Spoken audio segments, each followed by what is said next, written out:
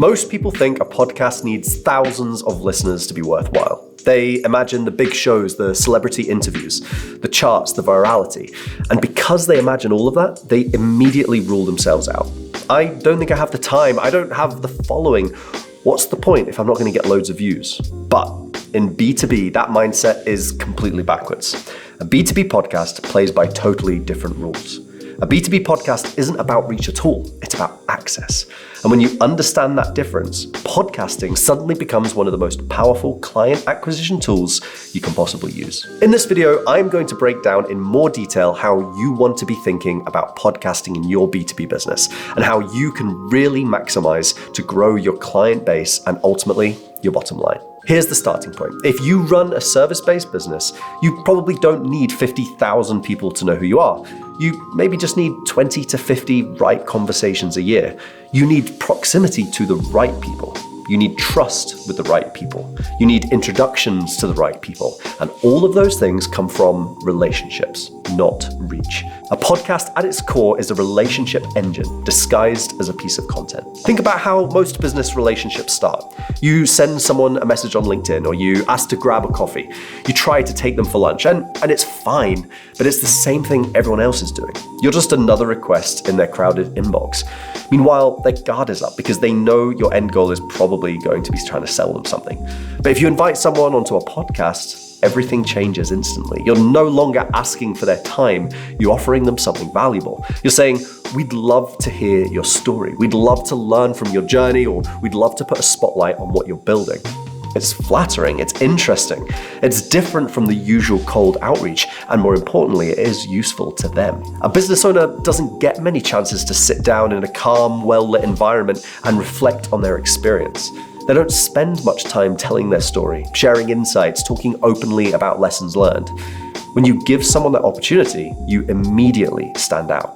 You become memorable before the conversation even starts. When they walk into the room, they're already thinking of you in a different category, not as a salesperson, but as a peer, as a host, as someone they respect enough to sit down with and have a conversation. And then the conversation starts. And this is where the real value kicks in. For 45 minutes, you're not pitching them. You're not selling to them. You're not trying to extract anything. You're simply giving them space to talk. And when someone is genuinely listened to, when someone is asked thoughtful questions, they open up. You learn about what drives them, what frustrates them, what they're trying to solve this year. You get insights that no LinkedIn post could ever give you, and they learn about you too, in a much more human way than if you sat across from them in a cold meeting room. This isn't superficial networking. This is the kind of conversation that builds trust quickly. You can't replicate that in a 10-minute coffee. You can't replicate that in a sales call. Something different happens when two people sit down with microphones and no phones, no distractions, no interruptions. It's structured intimacy. It's professional curiosity. It's a format designed for depth. Now, here's the most interesting bit. At this stage, the size of your audience doesn't matter at all. The interaction is the value. Even if only 3 people listen, the guest still gets value from the experience. They get to tell their story, they get positioning, they get a piece of content they can share, they get something professional for their brand. People underestimate how excited business owners get about having something nice to post on LinkedIn. But what happens after the episode is what separates a B2B podcast from every other marketing channel. Once the cameras turn off, you've built enough rapport that continuing the conversation is effortless. You don't need some awkward segue, you don't need a pitch deck, you don't need tricks. You can simply say, I really enjoyed that. We should continue this conversation sometime about what you're doing this year. And it's natural, it's normal, and 9 times out of 10, they'll say yes. The podcast isn't the pitch. The podcast creates the context for the pitch. If a pitch ever needs to happen at all. Sometimes the guest becomes a client. Sometimes they introduce you to clients. Sometimes they open doors in your area. Sometimes they become a collaborator. Sometimes they become a partner or even a friend. The opportunities that grow from one single episode can be wildly unpredictable in the best possible way. And this is exactly what we've seen with Edinburgh Business Stories.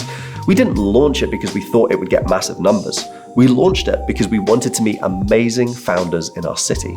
But what's happened as a result has been far deeper than content. We've built relationships with people who normally would have been out of reach.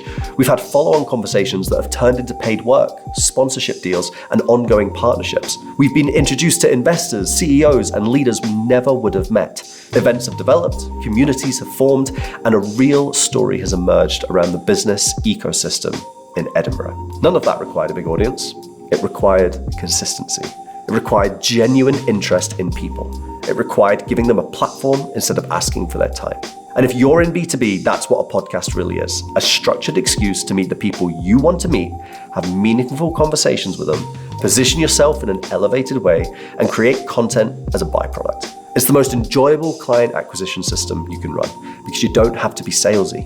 You just have to be curious. So here's the mindset shift. Stop thinking of podcasting as content. Start thinking of it as relationship building at scale. It's a way to network with purpose.